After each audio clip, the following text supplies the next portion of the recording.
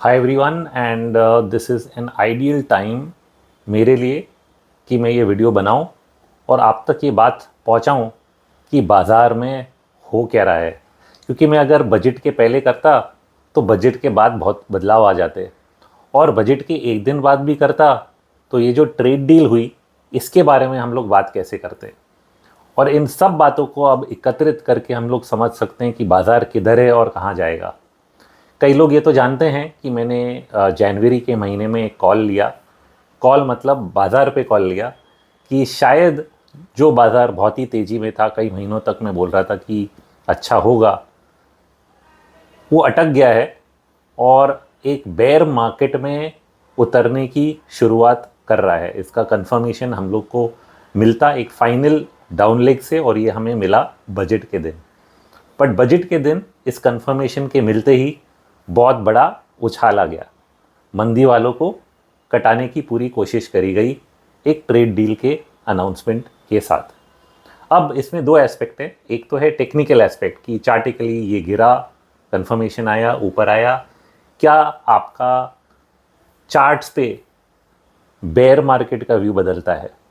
और दूसरा है फंडामेंटल एंगल, क्या इन सब चीज़ों से बदलाव आ रहा है और क्या ऐसे कुछ कारण हैं जिनसे ये बाज़ार अभी भी अटका रहेगा और शायद इधर से निकल ना पाए। तो बोलने की बात सच ये है कि आज ट्रेड डील को बाज़ार ने डिस्काउंट करने की कोशिश कैसे करी और बहुत बड़ा उछाल आया, और लोगों को ऐसा बताया जा रहा है, यार ऐसा लग रहा है अगर आप लोगों की बातें सुन रहे हैं मीडिया में, कि ये एक पूरी तरह दिशा बदल गई है बाज़ार की और अब आपको कोई चिंता करने की ज़रूरत नहीं है। कभी कभी ये बात सत्य होती है, मैं मना नहीं कर रहा हूँ, बट कभी कभी कुछ ऐसे ग्लोबल फैक्टर्स होते हैं जिनको आपने अगर इग्नोर कर दिया तो पॉजिटिव न्यूज़ एक ट्रैप बन के रह जाता है। मुझे कुछ ऐसा ही डर है। मुझे डर है कि ये जो पॉजिटिव न्यूज़ हम लोग सुन रहे हैं ट्रेड डील की, ये कहीं एक बड़ा सा ट्रैप ना बन जाए। इसलिए नहीं कि डोमेस्टिक मार्केट में कुछ प्रॉब्लम है, डोमेस्टिक इकोनॉमी में जो है ही कुछ भी, बट डोमेस्टिक मैक्रोस तो बहुत ही अच्छे हैं। और अगर आपने बजट में सुना, debt to GDP ratio 56%, fiscal deficit को उन्होंने कम करके 4.3 4.4 किया। ऐसे मैक्रोज दुनिया में शायद किसी के नहीं है। डेट टू जीडीपी तो किसी का नहीं, तो हमारा लोएस्ट है दुनिया में। दूसरी तरफ हमारा जो अर्निंग्स ग्रोथ है वो काफ़ी धीमा है। तो मैं वापस इन बातों पे वापस आऊँगा, बट शॉर्ट में कहने की बात यह है कि भारतीय बाज़ार में कुछ कमियां थीं, इसलिए ये बाज़ार अटका हुआ था। इसलिए कई शेयर जो हैं वो निफ्टी को छोड़ के भी अपनी गिरावट कर रहे हैं। तो कई लोगों के पोर्टफोलियो जो हैं वो नीचे हैं 10%, 15%, 20%, डिपेंडिंग ऑन कि उनके पास कितने शेयर्स हैं, किस तरह के मिड कैप स्मॉल कैप क्या ब्रेकअप है, और निफ्टी के साथ साथ वो चल नहीं रहा है तो नुकसान हो रहा है। अब ये लोग सोचना चाहेंगे कि अरे निफ्टी, या तो निफ्टी गिरेगा या निफ्टी चल जाएगा तो हमारे शेयर ठीक हो जाएंगे, और इस चीज़ का काफ़ी देर से हम लोग इंतज़ार कर रहे हैं। और ये हो इसलिए रहा है क्योंकि कहीं ना कहीं या तो वैल्यूएशंस ज़्यादा हो गए थे, और कहीं ना कहीं जो अर्निंग्स ग्रोथ है, अगर हम लोग 1.5 साल पहले जाएंगे, निफ्टी की अर्निंग्स ग्रोथ कहीं डबल डिजिट्स में थी, 20% के ऊपर भी थी, फिर 15 तक आई, फिर 12 तक आई, फिर 8-9% पे आके अटक गई। पिछले क्वार्टर में थोड़ा इंप्रूवमेंट हमने देखा। मेरा भी होप था शायद वहाँ से इंप्रूव होता जाएगा क्योंकि इंटरेस्ट रेट का दर कम हो रहा है, टैक्सेस कम हो रहे हैं, ये सब अच्छे कारण हैं। बट कहीं ना कहीं जब बाज़ार अटक जाता है तब हम लोग सोचने लगते हैं कि ये कारण प्ले आउट करेंगे कि नहीं करेंगे, कुछ ऐसा तो नहीं होगा जिससे ये गड़बड़ हो सकता है। तो ये गड़बड़ दो चीज़ों से होता है, या तो डोमेस्टिक फैक्टर्स, जो मैंने बोला डोमेस्टिक फैक्टर्स तो इम्प्रूव हो रहे थे, बट होते होते, और हमारा एक ही कारण था जो डोमेस्टिक जो अटका हुआ था गले में, वो था ये ट्रेड डील।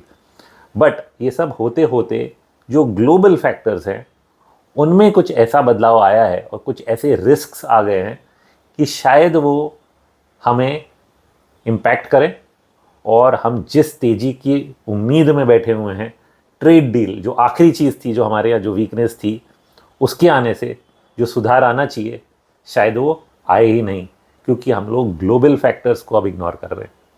तो इस पूरी चीज़ को पहले समझ लेते हैं। पहले हम अपने बाज़ार की बात करते हैं, डोमेस्टिक इकोनॉमी की बात करते हैं। सी डोमेस्टिक इकोनॉमी में कुछ ऐसा हुआ है कि जो ग्रोथ है, अर्निंग्स ग्रोथ की मैंने बात बताई, जो बिल्कुल ही स्लो हो गया, जबकि हमारा जीडीपी ग्रोथ इस साल जीएसटी कट्स करने के बाद और गवर्नमेंट ने अपना कुछ स्पेंडिंग जो बढ़ाया पिछले 2 क्वार्टर में, जीडीपी ग्रोथ के जो एस्टिमेट्स है 6.7 से लेके 7% के बीच में जो थे, वो 7.5% तक बढ़ा दिए कई इकोनॉमिस्ट ने दिसंबर के महीने में। तो ये तो बहुत ही अच्छी बात हो गई कि हमारा ग्रोथ इतना तेज़ है। तो अगर ग्रोथ इतना तेज़ है तो हमारी जो अर्निंग्स ग्रोथ है निफ्टी कंपनियों की, वो तेज़ी से आगे क्यों नहीं बढ़ रही है? इसका कारण है कि ये जो जीडीपी का नंबर है, ये जीडीपी का नंबर है real GDP growth. Okay, real मतलब एक्चुअल जो जीडीपी का नंबर है उसमें से हम लोग जब इन्फ्लेशन हटा देते हैं तो रियल नंबर आता है।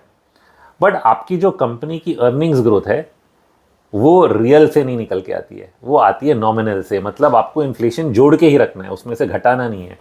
जो नॉमिनल जीडीपी ग्रोथ होती है वो होती है कि आपने इतने सारे गुड्स जो आपने प्रोड्यूस करे वो किस भाव पे बेचे, किस भाव पे प्रोड्यूस करे। तो कुछ हद तक उसमें या तो कंज्यूमर इन्फ्लेशन बोलिए या प्रोड्यूसर इन्फ्लेशन बोलिए, कुछ हद तक कुछ इन्फ्लेशन का उसमें नंबर आ जाता है। तो जो ये इन्फ्लेशन का नंबर है, इसको जब हम हटाते हैं हमें पास आता है रियल जीडीपी ग्रोथ, जो कि बहुत ही अच्छा नंबर है 7.5%। बट हमने क्योंकि इन्फ्लेशन काफ़ी कम कर लिया, ओके, इंटरेस्ट रेट बढ़ा के उसको कंट्रोल करके कहीं ना कहीं करेंसी भी काफ़ी मैनेज किया है, तो हमारा इन्फ्लेशन का नंबर घट घट के 2% 1% तक आ गया। तो इसका इम्पैक्ट क्या हुआ नॉमिनल जीडीपी ग्रोथ पे? नॉमिनल जीडीपी ग्रोथ इंडिया में 15% 14% होता था हिस्टोरिकली, कभी कभी बहुत ही स्ट्रांग मार्केट में 18% भी हुआ है। यहाँ पे गिर गिरा के ये सिंगल डिजिट्स में आ गया, मतलब 8% 9% जीडीपी ग्रोथ की बात हम लोग कर रहे हैं। अब 8% 9% जीडीपी ग्रोथ नॉमिनल अगर होगा लो इन्फ्लेशन के कारण, तो आपका जो अर्निंग्स ग्रोथ है वो कहीं ना कहीं घट जाता है। इस सिंगल डिजिट जीडीपी ग्रोथ में डबल डिजिट और high double digit earnings growth Nifty के लेवल पे लाना काफ़ी मुश्किल है। ऑफ कोर्स ऐसा तो हो ही सकता है कि कुछ ऐसी कंपनियां हैं मिड कैप, स्मॉल कैप या लार्ज कैप, जिनके स्पेशल केसेस होंगे, उन्होंने कुछ ऐसा बिजनेस में किया जिससे उनको ग्रोथ मिला। ऐसे केसेस होते हैं और होंगे ज़रूर, उसकी मैं बात नहीं कर रहा हूँ। बट वो चुनिंदा केसेस होते हैं, 2 4 5 जो भी हैं। सबकी सब कंपनियों को इस बास्केट में तो नहीं हम डाल सकते कि सबकी सब में ये होगा। तो हम लोग जब निफ्टी एवरेज की बात कर रहे हैं और निफ्टी 500 की बात कर रहे हैं, तो उसका जो अर्निंग्स ग्रोथ है वो नॉमिनल जीडीपी से लिंक हो जाता है। तो जब तक इस नॉमिनल जीडीपी का प्रॉब्लम हम लोग नहीं सॉल्व करेंगे, तब तक जो अर्निंग्स ग्रोथ जो हाई डबल डिजिट्स में चल रहा था वो हम लोग कैसे अचीव करेंगे? तो कुछ हद तक इन्फ्लेशन इज गुड। ये जॉन मेनर्ड कीन्स ने लिखा था इसके बारे में, काफ़ी कुछ जो लोग इकोनॉमिक्स पढ़ते हैं उनको पता भी होगा कि इन्फ्लेशन कुछ हद तक मदद करता है इकोनॉमिक ग्रोथ को बरकरार रखने में। तो इन्फ्लेशन को आप बिल्कुल ही मार दोगे तो वो भी अच्छा नहीं है। इसलिए हर देश में इन्फ्लेशन टारगेटिंग होता है। यूएस का इन्फ्लेशन टारगेट 2% है, इंडिया का इन्फ्लेशन टारगेट 4% है। अब 4 से आपका अगर 0 हो जाएगा तो उससे आपके बाज़ार पे असर पड़ता है। और इस चीज़ को एड्रेस करने के लिए फास्ट एक्शन चाहिए, जो कि आरबीआई के जो फॉर्मर गवर्नर थे उनके कारण रहे होंगे, मैं मना नहीं कर रहा हूँ, बट उन्होंने बहुत ही धीमी तौर पे इंटरेस्ट रेट्स कम किए। कहीं ना कहीं it has to be market linked. जब आप मॉनेटरी एक्शन ले रहे हो, मुझे पता है कि अगर आप ज़्यादा कुछ कर दोगे तो उसका क्या इम्पैक्ट होगा, बट मार्केट लिंकिंग भी कुछ हद तक ज़रूरी है। तो थोड़ा रिस्क लेना भी जो आरबीआई गवर्नर का काम है, थोड़ा रिस्क लेना भी होता है कि चलो इन्फ्लेशन का डेटा ऐसा दिख रहा है कि बहुत घट रहा है, तो हम कहीं ना कहीं इंटरेस्ट रेट्स को जल्दी से कम कर दें, तो शायद वो मामला वहाँ पे सुधर जाता। पर हमने बहुत ही धीमे धीमे यूनाइटेड स्टेट्स मतलब यूएस मार्केट को देख के धीमे धीमे किया, और वहाँ पे भी श्री डोनाल्ड ट्रंप डांट रहे हैं श्री पावल को कि भाई आप इंटरेस्ट रेट का दर क्या कर रहे हो, इन्फ्लेशन तो घट के कहाँ पे कहाँ पहुँच गया, वो 9% वाला 2 के नीचे है और आप इंटरेस्ट रेट को 4-5% के ऊपर रख के कम ही नहीं कर रहे हो। तो इस चीज़ पे वहाँ पे बहुत गर्मी हो रही है। वहाँ का प्रेसिडेंट तो एटलीस्ट अपने आरबीआई गवर्नर को कुछ बोल रहा है, यहाँ पे ऐसा कुछ हुआ नहीं। बट 1 साल पहले हमारा गवर्नर बदला और जो नए गवर्नर है श्री मल्होत्रा, उन्होंने काफ़ी ये पॉलिसीज़ बदली। तो उन्होंने इंटरेस्ट रेट्स काटना भी शुरू किए और उन्होंने कई ओएमओ ऑपरेशंस किए, कई चीज़ें कर रहे हैं। और लिक्विडिटी के साइड पे तो मैं ये नहीं बोलूँगा कि हम अब नहीं कर रहे हैं, वो उसके पहले का प्रॉब्लम था। करेंसी में भी हम लोग बहुत इंटरवीन कर रहे थे, अपने डॉलर रिजर्व्स बेच रहे थे, वो भी उन्होंने कम किया, करेंसी को थोड़ा वीक होने दो। और थोड़ा जब आप उसको फ्री फ्लोट मार्केट के एनवायरनमेंट के हिसाब से जब करेंसी चलता है तो करेंसी रियल लेवल पे भी पहुंचता है और उसका कुछ इन्फ्लेशनरी इम्पैक्ट भी आता है, जो कि एक्चुअली बाजार के लिए अच्छा होता है, आपकी एक्सपोर्ट्स के लिए अच्छा होता है। तो उसको दबा के रखने से आप स्टेबिलिटी तो दिखा लो करेंसी की, बट फ़ायदा नहीं हो पाता है। तो अब इन कई अलग अलग चीज़ों से हम लोग झेल रहे हैं। और इस बीच में जब अब हम लोग धीरे धीरे इंटरनेशनल बातों पे जाते हैं तो डोमेस्टिक तो हमें समझ में आ गया कि अर्निंग्स ग्रोथ क्यों नहीं आ रही और हमें क्या करना है। इंटरनेशनल में ये हुआ कि जब ट्रेड टैरिफ्स आपके ऊपर लग गए, ओके, जब ये टैरिफ्स लग गए तो आपका एक्सपोर्ट्स काफ़ी हद तक इम्पैक्ट कर गया। हर चीज़ का नहीं, बट कई स्मॉल इंडस्ट्रीज़ जो कुछ चीज़ें एक्सपोर्ट करते हैं, तो आपका जो करंट अकाउंट डेफिसिट है, जो नंबर देखा जाता है, जो ऑलमोस्ट 10-15 साल में हमने इसको 4% से धीमे धीमे 1% तक आके हुए देख लिया, जो कि बहुत ही अच्छी बात है। ये वापस अराउंड 0.5-0.6% से बढ़ जाता है, क्योंकि वो है इम्पैक्ट ट्रेड और ये टैरिफ्स का 50% जो टैरिफ्स डोनाल्ड ट्रंप ने हमारे ऊपर लगाए।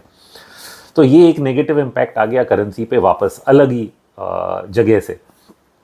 तो इसका इम्पैक्ट जीडीपी ग्रोथ पे भी कुछ हद तक आया, इसका इम्पैक्ट अपनी करेंसी पे आया, और ग्लोबली साथ साथ इस टाइम पे बॉन्ड डील्स बढ़ रहे थे, उसका भी इम्पैक्ट आया। अच्छा, इसको गवर्नमेंट बैलेंस कैसे कर सकती थी? गवर्नमेंट ने कुछ हद तक बैलेंस किया इस साल, मैं मना नहीं करूँगा, क्योंकि जीएसटी के अलावा उन्होंने जो अपना एक्सपेंडिचर है वो भी थोड़ा जितनी जगह थी उन्होंने बढ़ा के करी, इसलिए हमारा जीडीपी ग्रोथ इस साल अच्छा आया, बट अपने हदों के अंदर है। इनफैक्ट जो बजट अभी प्रेजेंट हुआ 2 दिन पहले, उसमें भी उन्होंने अपने हद जो है पार नहीं करी है। फिस्कल डेफिसिट 4.4 के अंदर ही रहेगा, केपेक्स जो है 8% से ही बढ़ेगा, और जो उनका पूरा बैलेंस शीट है वो अच्छा खासा साफ और सुथरा रहेगा।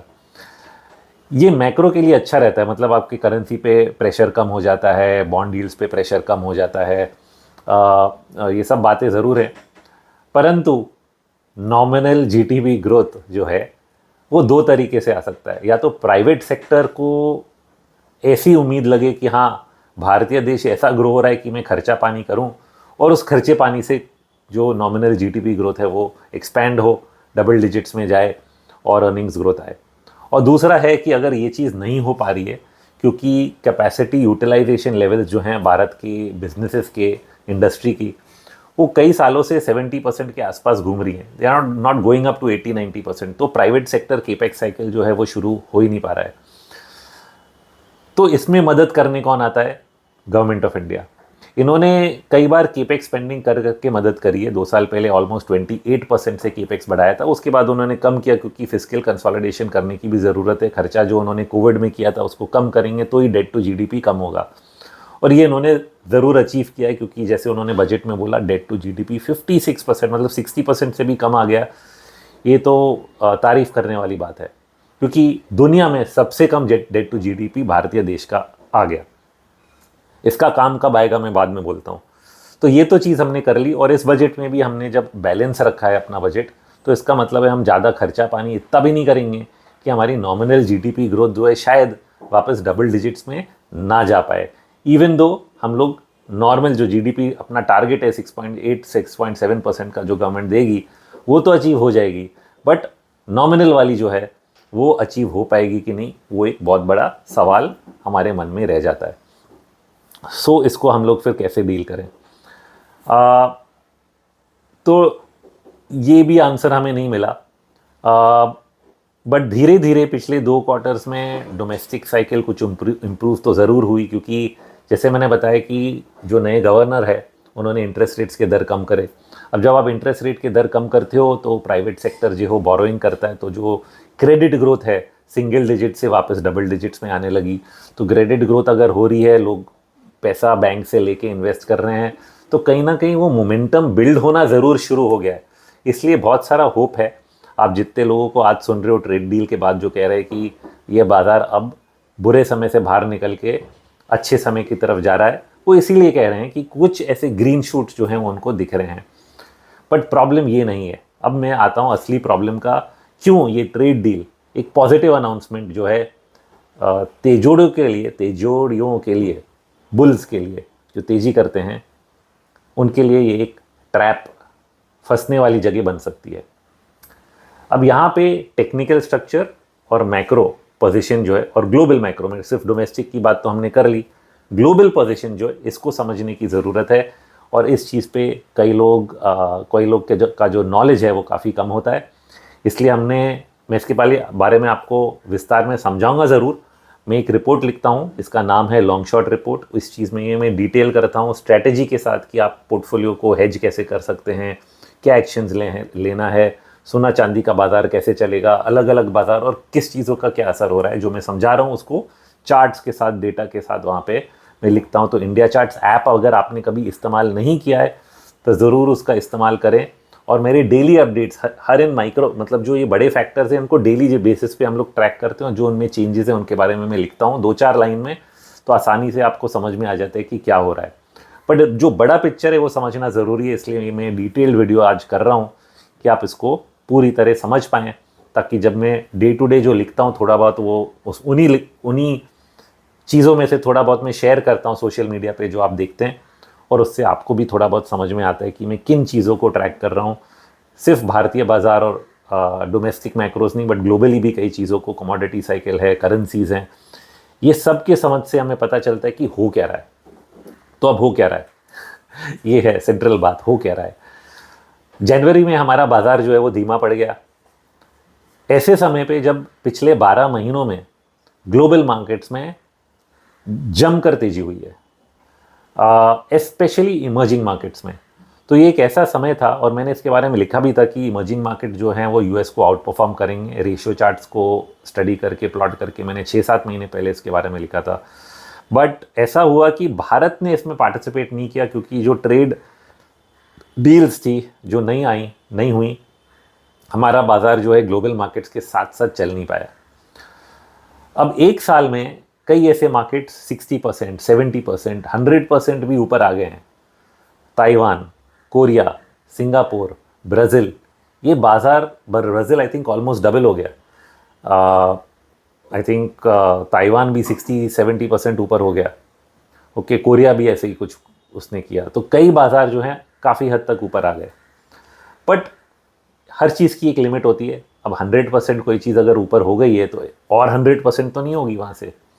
तो एक वैल्यूएशन गैप भी था कि हाँ, भारतीय बाज़ार का वैल्यूएशन ज़्यादा है, ये सब बाज़ार नीचे पड़े थे, उनके वैल्यूएशन कम थे, इंक्लूडिंग यूरोप के भी जो कि एडवांस्ड इकोनॉमीज़ हैं। ये सब बाज़ार ऊपर आए, सबके वैल्यूएशन थोड़ा बहुत बढ़ गए, और हम वहाँ के वहाँ ही ठहरे रह गए। इससे ये वैल्यूएशन गैप कम हो गया। बट वहाँ की जो तेज़ी थी 60-80% के मूव के बाद कहीं तो जाके रुकेगी। और अगर वो रुकना शुरू हो गई है, और हमें आज ट्रेड डील मिला, कोरिया को तो पहले ही मिल गया, जापान को पहले मिल गया, जापान को जब मिला उसका बाज़ार 3-3% ऊपर बढ़ा कई दिनों तक, हमारा एक ही दिन में ऊपर बढ़ के सेल ऑफ हो रहा है। शायद कल वापस बढ़ जाए, मुझे पता नहीं। बट मैं ये बताना चाह रहा हूँ कि आज और कल की बात नहीं है। अगर कल भी थोड़ा बहुत और बढ़ जाता है, चाहे 26,600 करके ऑल टाइम हाई भी करता है, ये क्या ट्रैप बन सकता है, ये बात की मैं जवाब आपको देना चाह रहा हूँ। और ये ट्रैप क्यों बनेगा? ये इसलिए बनेगा क्योंकि ग्लोबल मार्केट जो हैं वो टॉपिंग आउट प्रोसेस में आ गए। तो मतलब हमें दुनिया के साथ साथ चलना था, उनको ट्रेड डील मिली, वो काफ़ी चल गए, हम नहीं चले, अब हमें ट्रेड डील मिल गई, अब हमें चलना चाहिए। ये ज़िद के साथ आप नहीं बैठ सकते। अनफॉर्चुनेट है कि ये डील आते आते बहुत देरी हो चुकी है। बाज़ार का जो नक्शा है, जो चार्ट्स पे हमें दिखता है, वो बिगड़ चुका है। तो इसमें अभी इसको दूर तक खींचने की जो संभावना पहले शायद थी, अब नहीं रही। तो आप सोचिए कि अगर इमर्जिंग मार्केट्स गिरने लगते हैं तो क्या भारतीय बाजार चलेंगे? पहले उम्मीद थी, और हम चले भी। यही है कि हम उनके जैसे नहीं चले। हम भी 21,000 से 25-26,000 तक आए ऊपर, बट 15-20% मूव काफ़ी कम होता है कंपेयर टू जहाँ पे 60-70-80% मूव्स आ गए। तो हमने अंडर परफॉर्म किया, बट अभी क्या आउट परफॉर्म कर लेंगे? अगर यूएस का बाजार गिरने लगता है, अगर यूरोपियन मार्केट्स गिरने लगते हैं, क्या इंडियन बाजार चल पाएगा? और ये सब का ट्रिगर पॉइंट कहाँ पे है? तो एक थियोरी है जो मैंने कोविड के लोस से, जब मैं बुलिश हुआ था, मैंने अपना लॉन्ग शॉट रिपोर्ट का टाइटल रखा था, it was called the reflation trade. ये रिफ्लेशन का मतलब ये होता है कि कहीं ना कहीं इंटरेस्ट रेट्स को ज़ीरो तक कर दिया था, कमोडिटी प्राइसेस बॉटम हो गए, एक कमोडिटी साइकिल शुरू हो गई, बहुत सारी लिक्विडिटी आई बाज़ार में और ये हर बाज़ार में जाके प्राइसेस को बढ़ाने लगी। तो इवन दो कोविड में लॉकडाउन था, markets were doing very very well. This was the reflation. ये कमोडिटी साइकिल इतनी तेज़ी से आगे बढ़ी कि कहीं ना कहीं बीच में इन्फ्लेशन आ गया। इन्फ्लेशन आया तो सबको इंटरेस्ट रेट्स बढ़ाने पड़े और फिर उस समय से लेके आज तक इंटरेस्ट रेट्स कम करने की कोशिश कर रहे हैं, क्योंकि इन्फ्लेशन तो कम हो गया बट इंटरेस्ट रेट्स कैसे कम करें, वो एक डर बैठ गया है। जबकि डेट लेवल्स काफ़ी हैं, इंटरेस्ट रेट्स कम करने की ज़रूरत भी है, बट सेंट्रल बैंक्स थोड़ा बहुत डर गए और उन्होंने तेज़ी से इंटरेस्ट रेट्स कम नहीं करे, नहीं तो शायद बाजार और भी चढ़ जाते। अब उन्होंने ये काम सही किया कि गलत, ये अलग बात है। मेन पॉइंट ये है कि ये जो पैसा है इक्विटी से शिफ्ट होके कमोडिटी का एक पूरा बड़ा साइकिल भी बन सकता था, बट ये नहीं बना। तो कहीं ना कहीं डोनाल्ड ट्रंप ने जब प्रेसिडेंट बन के आए, उन्होंने सोचा कि मुझे अगर इंटरेस्ट रेट्स कम करने और ये सेंट्रल बैंक इतने डर रहे हैं इन्फ्लेशन से, इन्फ्लेशन का सबसे बड़ा फैक्टर क्या है? तेल का भाव। तो उन्होंने तेल के भावों को कंट्रोल किया। उन्होंने बोला मैं तेल इतना प्रोड्यूस करूँगा कि जिसकी हद पार हो जाए। अभी वेनेजुएला को भी लेके उन्होंने तेल के ही ऊपर अटैक किया है कि तेल इतना प्रोड्यूस हो कि इसकी कमी ना हो, एनर्जी की शॉर्टेज नहीं हो। चाहे आप ट्रांजिशन कर रहे हो कि तेल का आज एनर्जी है कल न्यूक्लियर आएगा, ये सब ठीक है, बट इस शॉर्टेज से तेल का भाव अगर बहुत ज़्यादा बढ़ जाएगा और इन्फ्लेशन आएगा, ये नहीं होना है। और फिर उसके बाद वो सेंट्रल बैंक के पीछे पड़ गए कि आप इंटरेस्ट रेट कम करो। अब इस बात को सुनते सुनते दुनिया भर में लोगों को लगा कि यार शेयर बाज़ार तो बहुत बढ़ गया है, थोड़ा बहुत यहाँ से पैसा हटा के सोना चांदी में लगाते हैं। 10 साल पहले मैंने सेंस किया था, क्योंकि तब से लिक्विडिटी बढ़ रही है, QE1 QE2 ये सब। तो जब सोने चांदी का भाव ग्लोबली $2000 से $1000 तक आ गया था, वहाँ से मैं गोल्ड पे बुलिश हो गया। परंतु 2016 से लेके 2023-24 तक गोल्ड के जो परफॉर्मेंस है वो बहुत ग्रेट नहीं थे। वो $1000 से 1200-1500 हुआ, वहाँ कंसोलिडेट हुआ। कोविड के बाद बहुत ही देरी के बाद भाव बढ़े और हमने $2000 वापस देखा। और फिर वो जब हद पार हो गई तब सोना चांदी में एक बहुत बड़ी तेज़ी देखी गई। हाउएवर, जब भी सोना चांदी में तेज़ी होती है पूरा कमोडिटी साइकिल इसके साथ चलता है, बट इस बार ऐसा नहीं हुआ। ना तेल के भाव चल रहे थे, ना बेस मेटल्स के। ये बेस मेटल्स के भाव भी पिछले 6 महीने में धीरे धीरे इनफैक्ट 6 महीने भी नहीं बोलूँगा मैं, 3-4 महीने में ही कहीं ना कहीं उनमें स्पार्क्स आए। उसके पहले पड़े हुए थे, चल ही नहीं रहे। एल्यूमिनियम का भाव एक ही रेंज में था, सिर्फ कॉपर थोड़ा ऊपर आ जाता था। तो पूरा पैसा सोना चांदी में गया और जब उसमें तेज़ी देखी गई, सबने सोचा यार ये तो कमोडिटी साइकिल है, यूएस में डेट प्रॉब्लम है, शायद डोनाल्ड ट्रंप जो बार बार बोल रहे हैं कि इंटरेस्ट रेट कम करो, इसकी शायद 2 मतलब हैं। डॉलर घटने वाला है, उनका डेट का बहुत बड़ा प्रॉब्लम है, शायद वो बहुत सारे बॉन्ड्स खरीद लेगा और डॉलर कोलैप्स हो जाएगा। तो जब करेंसी गिरती है, करेंसी का सबसे बड़ा हेज होता है सोना, और इस हेज के पीछे सब लोग दौड़ने लगे। Of course there are many other reasons, मैं उनमें नहीं जा रहा हूँ। ये जो जनरल रीज़न है जो अभी निकल के आया है, पहले जो बाइंग हुई सेंट्रल बैंक्स की रशिया के बाद, वो स्टोरी मैं नहीं दे रहा हूँ, कई लोगों ने ऑलरेडी दे दी है। बट जो रिसेंट बाइंग हुई है वही मोस्टली इस थियरी पे हुई है कि लोगों को समझ में आया कि कुछ डी डॉलराइजेशन जैसा कुछ है, और दूसरा है कि डॉलर घट रहा है। इस डी डॉलराइजेशन में तो डॉलर घट रहा है, डोनाल्ड ट्रंप बार बार बोल रहे हैं इंटरेस्ट रेट कम होगा कम होगा कम होगा, डॉलर घटेगा, तो सोना चांदी भर के ले लो, उनका डॉलर ख़त्म होने वाला है। अब यहाँ पे गलती क्या है? यहाँ पे लोगों की गलती इस थियरी में सबसे बड़ी गलती क्या है कि आप सोचते हो कि दुनिया की जो सबसे बड़ी पावर है, और आज भी पावर है, इसका स्ट्रेंथ क्या है? इकोनॉमिक स्ट्रेंथ, मैं ये नहीं बोल रहा हूँ मिलिट्री स्ट्रेंथ अलग, उसकी बात नहीं कर रहे हैं। इकोनॉमिक स्ट्रेंथ क्या है? और वो है करेंसी, वो है डॉलर। और दुनिया भर ये बात कर रही है कि डॉलर घटेगा, डॉलर ख़त्म हो जाएगा, सोना चांदी ले लो। यूएस भी बोल रहा है हमें इंटरेस्ट रेट कम करना है, बट उसने ऐसा तो कभी नहीं बोला कि हमें डॉलर को ख़त्म करना है। उसने बोला डॉलर विल रिमेन स्ट्रांग। आप ट्रंप के वर्ड्स सुन लो। तो ऐसे समय पे जब पूरी दुनिया एक तरफ सोना चांदी और डॉलर को अटैक कर रही है, तो यूनाइटेड स्टेट्स ऑफ अमेरिका एक फाइनेंशियल वॉर, जो हम लोग कई बार इसके बारे में थियरी सुनते हैं, एक फाइनेंशियल वॉर में, आप सोचिए कि आप पेंटिगन में बैठे हो, फाइनेंशियल वॉर में आप क्या करोगे? आप बोलोगे कि सब लोग इस चीज़ के अगेंस्ट बेट कर रहे हैं, चलो इसको बदल देते हैं। हम क्यों डॉलर को ख़त्म होने देंगे? इंटरेस्ट रेट तो कम करना है, उसके लिए तेल का भाव तो कम कर दिया। इन्फ्लेशन नहीं है, इंटरेस्ट रेट कम करो। इसका ये मतलब थोड़ी कि डॉलर को आप ख़त्म कर दोगे। उन्होंने तो वार्न भी किया है दूसरे देशों को, ब्रिक्स नेशंस को बोला कि भाई आप अब अगर अपना करेंसी इंट्रोड्यूस करोगे सब पे 100% टैरिफ लगने वाला है। भारत ने भी कई ऐसे डील्स किए रुपी में, शायद हमें भी थ्रेट किया होगा, शायद हम कुछ चीज़ों पे मान भी गए हों जो हमें पता नहीं कि चलो अभी के लिए सुलह करनी है, ट्रेड डील साइन करनी है, रशिया का तेल नहीं लेंगे जो कि रुपी टर्म्स में ट्रांजैक्शन हुआ था। तो ये सब चीज़ें जो हैं वो डॉलर को नुकसानदेह हैं और इसलिए इन चीज़ों को इस ट्रेड डील के ज़रिए से हटाया गया है। तो आप सोचिए, ये तो एक कारण है, डॉलर को बढ़ने का यही मेन कारण नहीं है। डॉलर का ट्रेड तो बड़ा हो गया, सब लोग ने डॉलर ठोक दिया। ये आप डेटा में देख सकते हो, यूएस में CFTC डेटा आता है जो डॉलर के फ्यूचर्स है, उसमें नॉन कमर्शियल ट्रेडर्स ने बहुत बड़ा शॉर्ट पोजीशन बढ़ा लिया था। और साइमल्टेनियसली सोना चांदी तो दुनिया ऐसे खरीद ली थी जैसे कल से तो मिलेगी ही नहीं।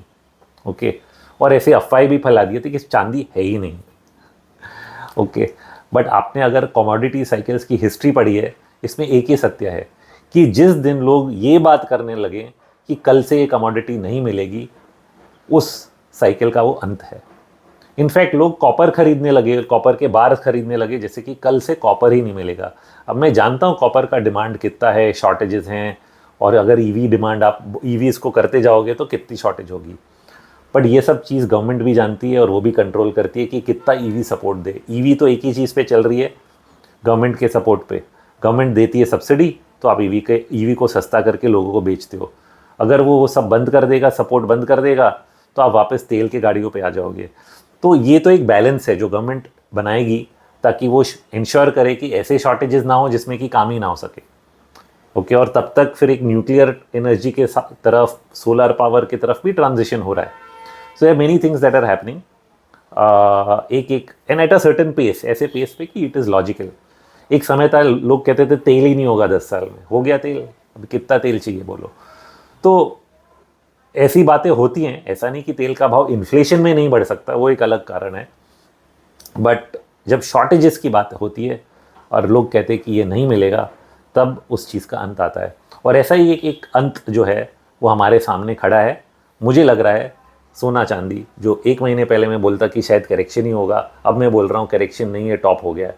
काफ़ी समय तक गलत हो सकती है बात, बट मेरे को जो लगता है मैं वही बोलता हूँ, सत्य। गलत हो सकती है तो गलत होगी, सत्य बोलना मना नहीं है। गलत होना चलेगा, बट जो दिख रहा है, जो समझ में आ रहा है वो बोलना ज़रूरी है। जो मैंने स्टडी जितना किया, जो मुझे समझ में आता है, मुझे लगता है कई सालों तक अटका रहेगा। अब भारतीय लोग ये बोलेंगे कि नहीं यार, बट मैंने हमेशा गोल्ड खरीदा है, अच्छा रहा है। हाँ, ये भी सत्य है। ये सत्य इसलिए है कि जब डॉलर का भाव घटता है तो भी गोल्ड बढ़ता है, और जब रुपये का भाव घटता है तो भी गोल्ड बढ़ता है। तो जब डॉलर का भाव बढ़ता है तो गोल्ड डॉलर टर्म्स में घटता है, बट जब डॉलर का भाव घटता है तो USD INR ऊपर जाता है, मतलब रुपये का भाव घटता है। तो इट इज़ अ हेज। हमारा करेंसी क्योंकि रुपया है, ओके, तो रुपया एक हमारे लिए हेज हो जाता है। और गोल्ड लेने से अगर रुपये गिर रहा है, ओके, तो हमें भारत में दोनों तरफ से फ़ायदा है। अगर डॉलर इंडेक्स गिर रहा है तो भी गोल्ड बढ़ता है, और अगर गोल्ड का भाव घट रहा है और रुपी वीक हो रहा है तो कहीं ना कहीं रुपी टर्म्स में गोल्ड इतना नहीं गिरता है, कम गिरता है। तो it is a sort of balance आ जाता है। तो इस बैलेंस के लिए भारत में हम लोग ये नहीं बोलेंगे कि भाई पूरा अपना गोल्ड बेच दो ऐसा। अगर US में होता मैं बोलता अभी एक बार तो बेच दो एज एन इन्वेस्टमेंट बेसिस।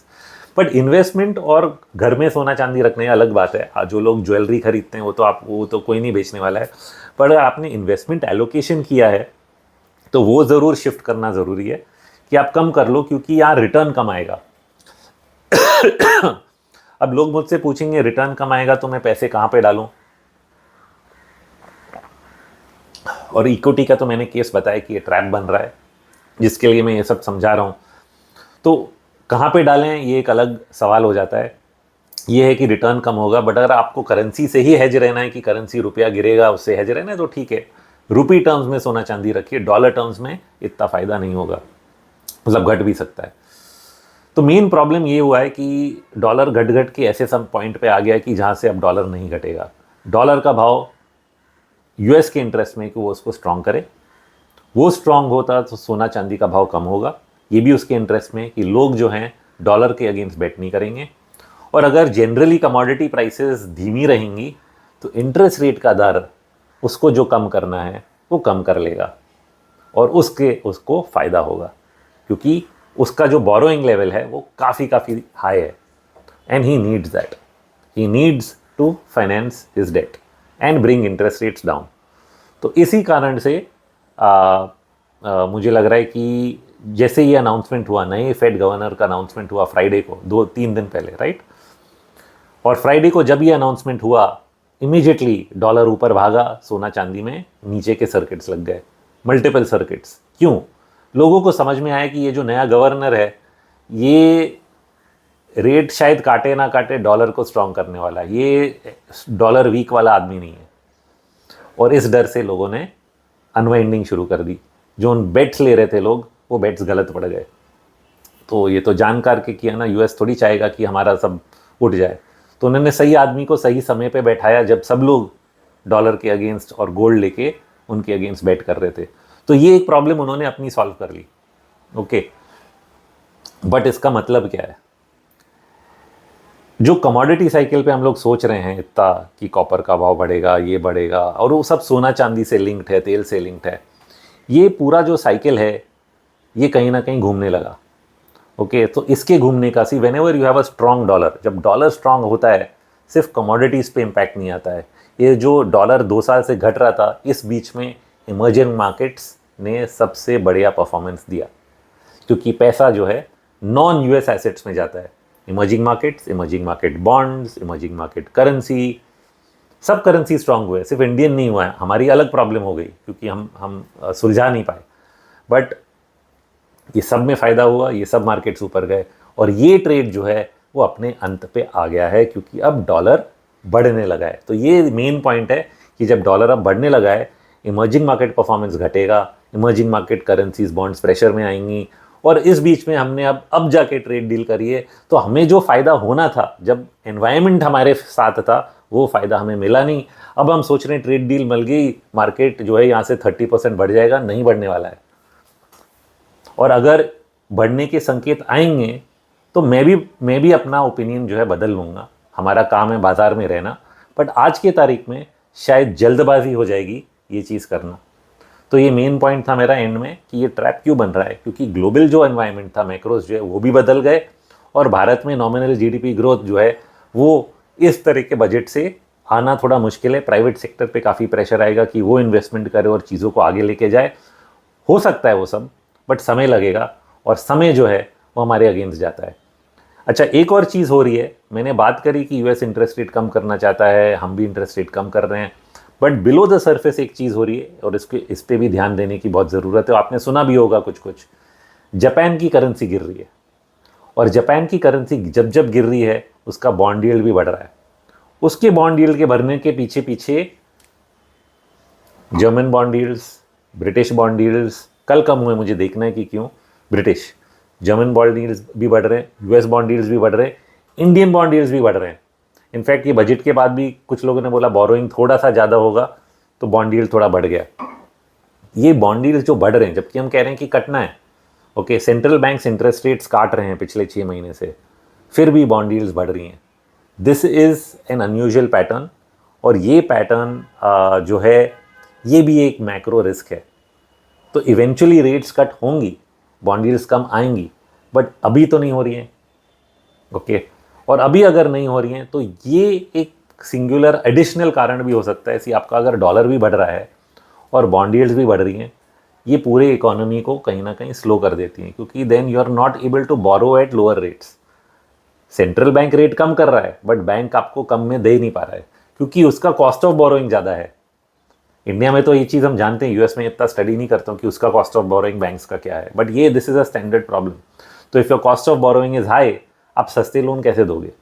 अब आरबीआई कोशिश ज़रूर करेगी हर बैंक को कॉल अप करके कि भाई लोन सस्ते में दे दो। दैट इज़ कॉल्ड ट्रांसमिशन उनके लैंग्वेज में, कोशिश तो करेगी, बट हो नहीं रहा था, और बॉन्ड यील्ड्स अभी भी ऊपर ही जा रहे हैं।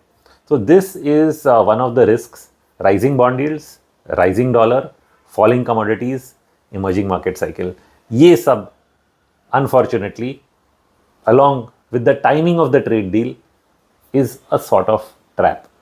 ओके तो बाज़ार या तो यहाँ रुक जाएगा या अगर 26,600 तक भी खींच लिया कैसे भी कहीं ना कहीं अटक जाएगा, क्योंकि ग्लोबल बाज़ार जो है वो प्रेशर में आ जाएंगे।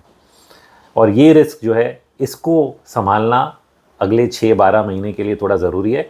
एक बार अगर आप बोल सकते कि हाँ ये रिस्क नहीं है, ये हमें नहीं दिख रहे हैं, उस समय पे फिर आप भारतीय बाज़ार में बिना कोई डर के निवेश कर सकते हैं। बट एज ऑफ टुडे मैंने अपने सब्सक्राइबर्स को बोला है कुछ प्रोटेक्शन लेने की, कुछ हेजेस करने के लिए उसकी स्ट्रैटेजी दी है लॉन्ग शॉर्ट रिपोर्ट में भी। उसके बाद भी मैंने उसके बारे में काफ़ी लिखा है कि कई अलग तरीक़ों से आप अपने पोर्टफोलियो को हेज कर सकते हैं, बचा सकते हैं। इसके बारे में जैसे मैंने बोला और डिटेल्स और अपडेट्स इंडिया चार्ट्स ऐप पे आप देखें। बट आपको आइडिया एटलीस्ट आ गया कि मेन इशू क्या है। बाज़ार के पीछे मत भागिए just because trade deal was announced और आपको लगता है कि नहीं अभी तो मुझे मिलेगा ही नहीं, कल से कुछ नहीं मिलेगा।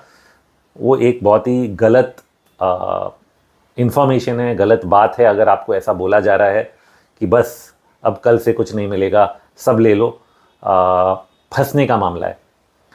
तो सेफ रहिए, बाज़ारों में मौका हमेशा मिलता है, एंटर करने में की कोई जल्दी नहीं है, काटने की जल्दी होना चाहिए। बाज़ार में you have to be quick at selling when things turn bad. इसका मतलब नहीं है हर बार बेचो, बट अगर ऐसा लगे कि कुछ गलत है, जो मैंने सोचा था वो नहीं हो रहा है, तो बेचने के लिए फटाफट तैयार होना चाहिए।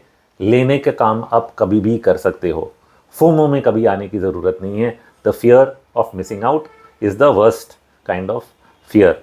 You can always buy tomorrow even at a higher rate when you are sure कि things are all right. That's all from me.